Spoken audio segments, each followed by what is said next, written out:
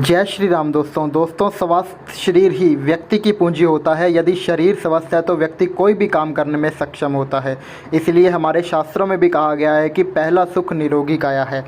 रोगों के कारण व्यक्ति का धन तो बर्बाद होता ही है, साथ ही मानसिक और शारीरिक दोनों रूप से व्यक्ति परेशान हो जाता है। ज्योतिषी में बीमारी देने वाले भाव है 6, 8 और 12। छठा भाव होता है रोग, शत्रु और ऋण का। यहाँ जो ग्रह स्थित होते हैं उसके कारण तत्व अनुसार अपनी दशा, अंतर्दशा, प्रत्यंतर दशा में अपना फल देते हैं और इसीलिए यहाँ स्थित ग्रह के अनुसार ही हमें उपाय करते रहना चाहिए। आठवां भाव होता है कष्ट का। ये कष्ट शारीरिक भी हो सकता है, मानसिक भी हो सकता है और आर्थिक भी। यहाँ जो ग्रह स्थित होते हैं वह कारक तत्व अनुसार अपनी दशा, अंतर्दशा, प्रत्यंतर दशा में अपना फल देते हैं। इसीलिए यहाँ स्थित ग्रह के अनुसार ही उपाय करने चाहिए।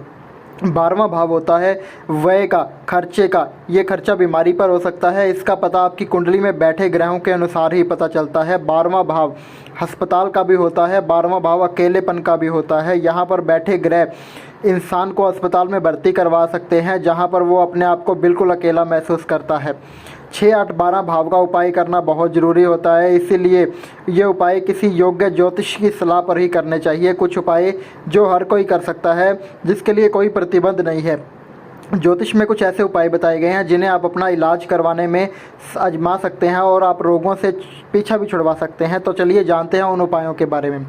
दोस्तों, आप बहुत बीमार रहते हैं या फिर आपके परिवार में कोई ऐसा व्यक्ति है जो बहुत इलाज करवाने पर भी स्वस्थ नहीं हो पा रहा हो, उस पर दवाइयों का असर नहीं हो रहा हो, इसके लिए थोड़ा सा आटा गूंदकर उसका एक पेड़ा बना लें।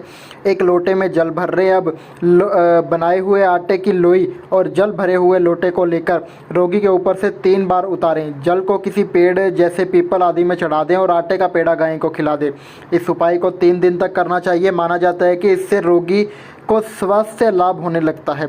यदि कोई आपके घर में लंबे समय से बीमार हो और स्वस्थ ना हो रहा हो तो उसे दक्षिण दिशा की ओर सिर करके सुलाना चाहिए। इसी के साथ रोगों की दवाइयाँ और पानी आदि भी इसी दिशा में रखना चाहिए। रोगी को जब भी दवा खिलाएं तो इस बात का ध्यान रखें कि उसका मुख पूर्व दिशा की ओर हो। इससे रोगी कुछ समय में धीरे धीरे ठीक होने लगेगा।